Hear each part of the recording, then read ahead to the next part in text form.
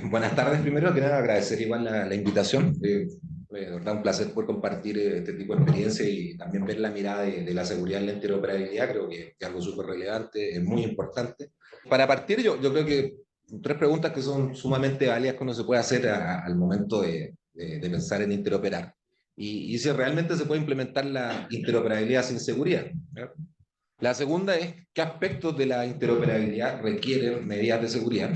Y por último, ¿cuáles son los principales desafíos de seguridad para la interoperabilidad? La idea es que en esta presentación podamos atender esas tres preguntas y los vamos a hacer principalmente en principios que son bastante básicos, básicos en términos de lo que es seguridad, en confidencialidad, integridad, disponibilidad, lo que es la autenticación electrónica, autentificación y trazabilidad. Entonces, la idea es tener una infraestructura que es relativamente simple, no es más complejo que eso el interoperar, eh, entre comillas, ¿tá? La salvedad es, bueno, ¿qué es lo que uno espera? Que cada uno de los servicios de salud, pública, privada, que tengan acceso a información puedan intercambiar esto con un repositorio central, básicamente. ¿Ya? Es una abstracción, obviamente, que hay unas complejidades detrás, y que esos formatos de alguna manera tengan algún grado de estandarización, que es lo que propone de alguna manera los formatos al momento de interoperar, ¿no? Establecer ese lenguaje común esa forma estándar, digamos, de poder intercambiar información que facilita que esto sea posible y que en el fondo la interoperabilidad funcione. Entonces, vamos a ir viendo algunos ejemplos en los diferentes contextos. En la confidencialidad hay que entender igual que hay diferentes puntos donde la seguridad tiene un rol bien importante, ¿no? La información tiene que estar almacenada en algún lugar donde se genera, ¿no? Y ahí donde tiene que tener ya algunos mecanismos mínimos y bases de seguridad. La información también va a estar constantemente en intercambio, por tanto, en el transporte de la información también va a tener que tener elementos de seguridad. El documento en sí mismo, la información cómo se transporta, también podría tener elementos de seguridad. Y por último, el repositorio central, sea cual sea, donde esté toda esta información, también requiere de medidas de confidencialidad. Entonces, si uno empieza a ver y entendiendo un poco el contexto de la información que se administra a nivel de salud, los riesgos de fuga de información, exposición, robo, intercepción son sumamente sensibles, ¿no? Eh, los impactos, básicamente la información sensible expuesta puede ser ocupada de muchas formas, ¿no? Yo creo que uno de los grandes terrores es que esta información, por ejemplo, caiga en manos indebidas, ¿no? Muchas veces se habla, yo sé que entre pasillos, a voces bajas a lo mejor, prestadores de, no sé, de ciertos servicios, farmacias que puedan acceder a esta información y por sí mismo la información en sí es sensible, está protegida por prácticas de protección de datos. Entonces nos obliga a tener un contexto de seguridad en este ámbito que es como basal. Entonces, lo que se ocupa mucho en lo que es el transporte son prácticas de VPN, también HTTPS como mecanismo de seguridad, o de plano algunos protocolos de red que están más bajos que TLS.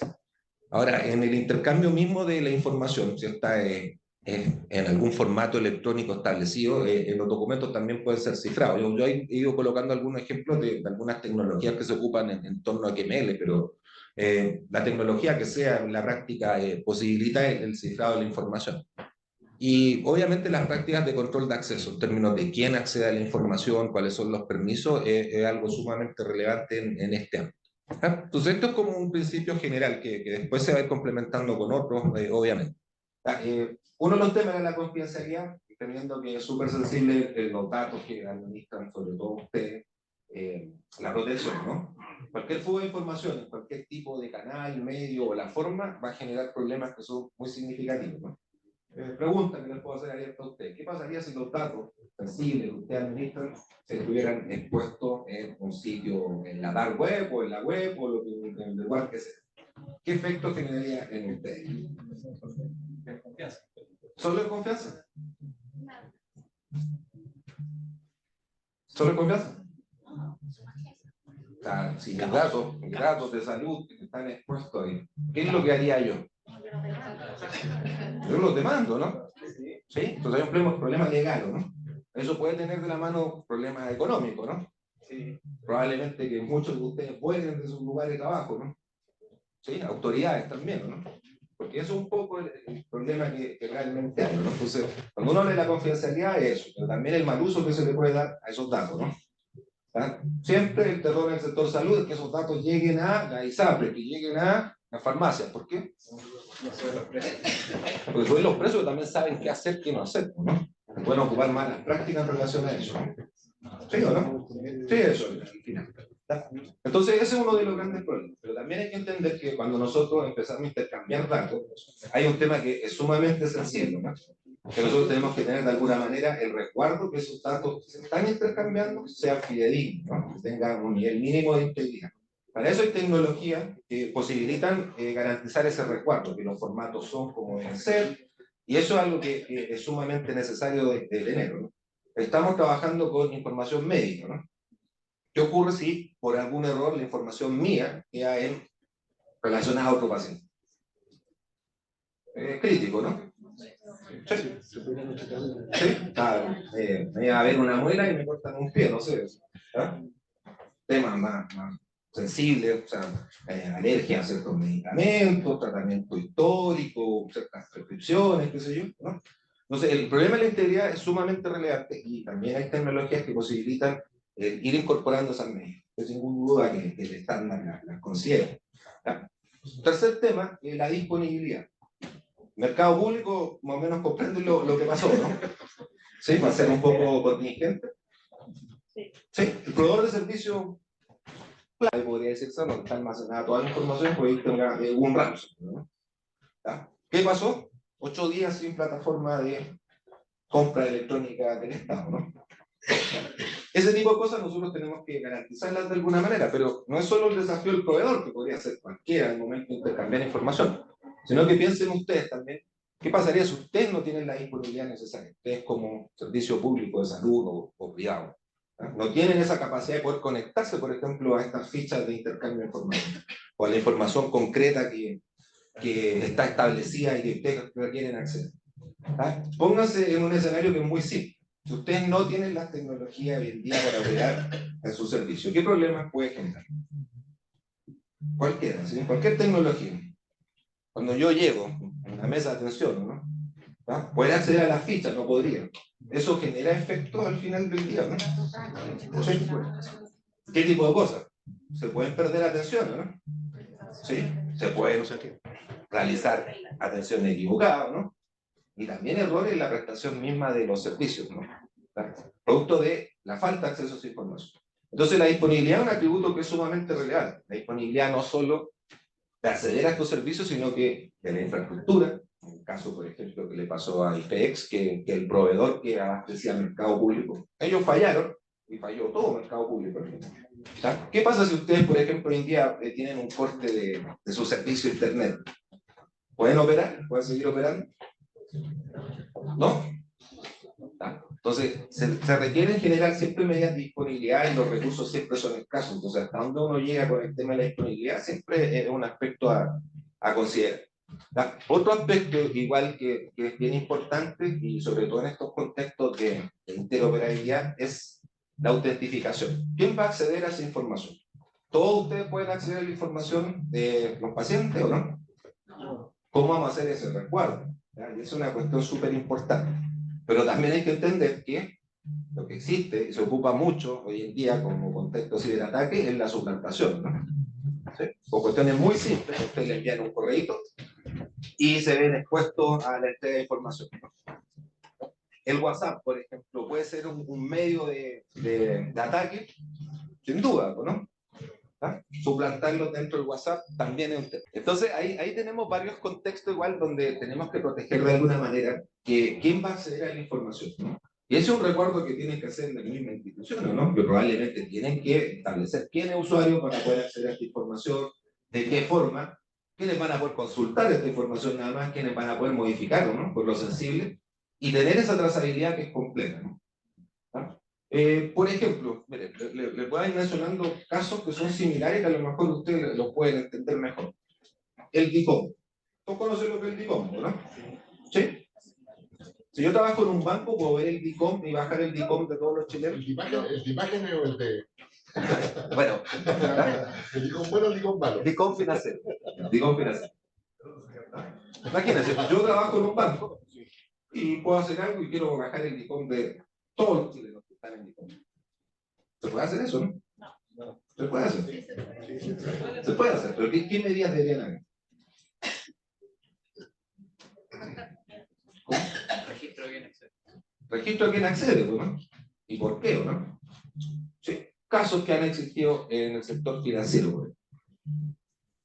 Una pareja de un funcionario de un banco lo demandó porque él accedió a la información de ella en términos de un uso indebido de su información, ¿no? Eso está bien, ¿no? Sí, ganó la demanda. La persona fue desvinculada y fue de bastante dinero.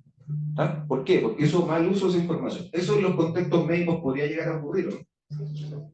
¿Ah? Y ese es un tema que mencionaba incluso en la presentación, el tener un control de todo lo que son los movimientos, del uso. O sea, yo por qué estoy accediendo a la información de un paciente que no es paciente mío y nunca ha sido paciente mío, en ese sentido, ¿no? Entonces, hay mecanismos de autentificación que tenemos que tener mínimos y también de trazabilidad. ¿Ah? El manejo de eventos en la interoperabilidad es súper relevante también. O sea, tenemos que tener ese resguardo de información, pero también tener esa capacidad de saber quién está accediendo a esa información. Porque potencialmente podría pasar que un tercero, un delincuente, suplanta el rol de usted, que a lo mejor tiene acceso a esa información, y comienza a bajar de manera indiscriminada la información. ¿Se podrá? Yo no conozco la seguridad, pero en general, o sea, serían las plataformas de ellos, pero en general, créanme que hacer scrapping de sistemas, bajar información del sistema es algo que se hace todos los días. El Poder Judicial, creo que nosotros mismos le hemos bajado todos los juicios como 2 o 3 veces por año, lo hacemos de juego casi, ¿no? Para mostrarles lo mal que está.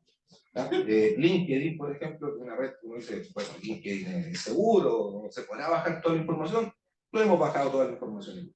¿Tá? Son prácticas que se ocupan mucho. Entonces, ese mecanismo de seguridad es importante que lo tengan las plataformas, pero que también que lo tengan en el uso de ustedes, en el uso de qué usuario accede a la información y tener cierto grado de control. Por eso estos registros de eventos, estos logs, siempre van a ayudar mucho. Y ese yo creo que uno de los grandes temores igual también, porque que toda esta información en algún momento se filtre, se robe, tenga un mal uso. Y ese mal uso, en el fondo uno tiene que establecer también prácticas de cuándo vamos a acceder a esta información, ¿no? Prácticas también de cuándo y cómo vamos a modificar la información, porque es información sumamente sensible, ¿no? No puede ser que por un error yo me conecte y le cambie la información a otra persona, ¿no? ¿No? Pero imaginen lo sensible que puede llegar a ser, ¿no? Entonces, hay niveles de autentificación que son muy importantes de resguardar, en términos de, si yo estoy modificando la información de un paciente, tengo que estar seguro que estoy modificando la información de él, ¿no? ¿Sí? Esa trazabilidad tiene que quedar establecida.